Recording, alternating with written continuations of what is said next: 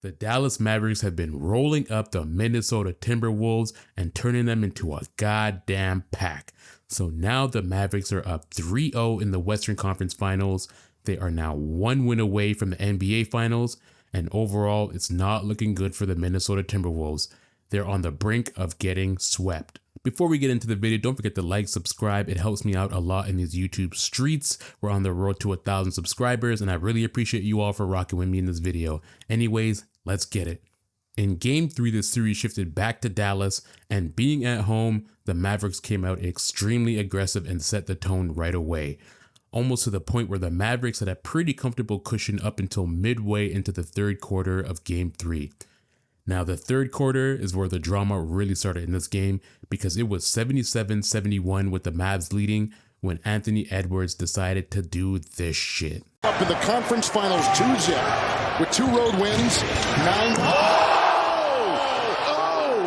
Anthony Edwards took flight and put Daniel Gafford in a body bag.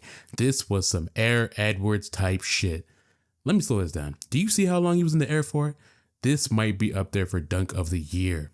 Now, this poster dunk was the exact momentum shift that the Timberwolves needed at the time, because from that poster dunk all the way to the end of the third quarter, this game turned into a goddamn Anthony Edwards show, and he hit bucket after bucket until we had this game tied up at 77 apiece. And for everyone who criticized Anthony Edwards in the last game for not keeping the ball in his hands and taking those shots when you're supposed to be that guy, for this stretch of the game, he answered the call and he did exactly what he needed to do in the moment. Now from here, the Mavs and the Timberwolves traded punch after punch. It was a Kyrie bucket in the paint here, then a Karl-Anthony Towns and one the next play. A Luka go-ahead bucket in the paint during transition, then a Naz Reid go-ahead 3 to tie the game. It was nothing but pure NBA cinema, and this had you at the edge of your seat in the third quarter.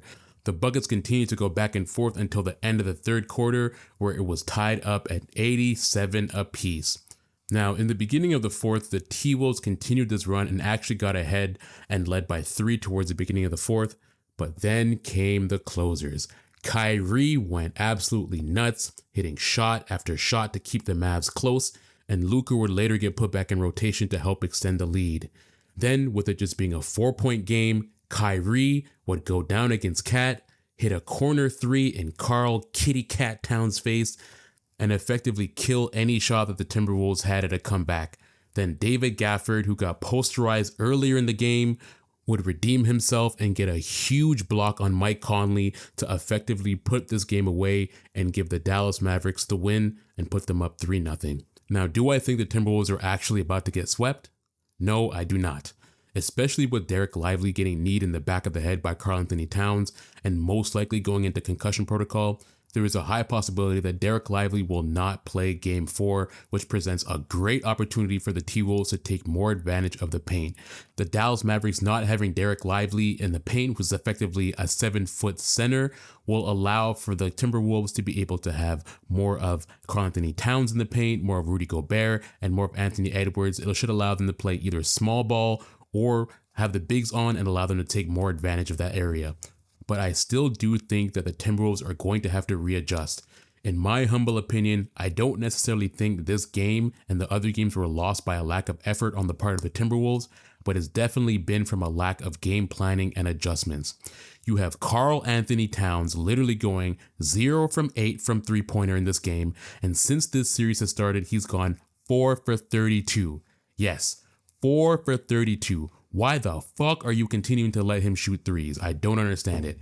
Give those 3-point looks to Naz Reid and tell Kitty Cat Towns to get his big ass in the goddamn paint. You are 7 foot tall, sir.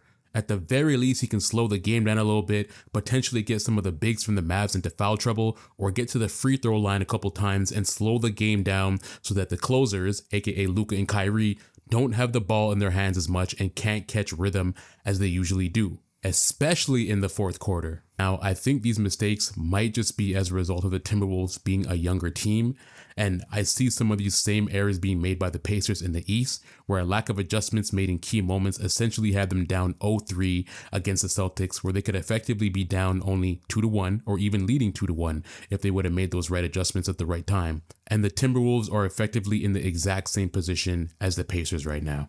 This is the farthest that this Timberwolves collective has made it into the playoffs thus far. They got bounced last year in round 1 by the eventual champions, the Denver Nuggets, so maybe they just don't have the strategy to counter a backcourt as explosive as Luka and Kyrie in the playoffs, because it's been thrown out there that this Timberwolves team and this roster was built specifically to beat the Nuggets. And they did that, but I can almost guarantee that they weren't expecting to see these Mavs. So it may be early to say, but I think the Mavs have punched their ticket to the finals. And with the Mavericks playing as well as they have been these last couple of games and even in the last series, if I'm the Boston Celtics, I would be worried, because the Boston Celtics, their playoff journey has been pretty much a cakewalk, a walk in the park compared to the West. So one thing I know for sure is that these Dallas Mavericks are going to come battle tested and ready to punch the Celtics straight in their shit. But I want to know what you guys think. Do the Dallas Mavericks sweep the Timberwolves in Game 4, or do you think that the Timberwolves can at least get 1 or 2 wins before this series is over?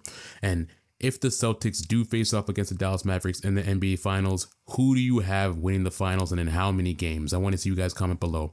Also, don't forget to like, subscribe, turn on post notifications,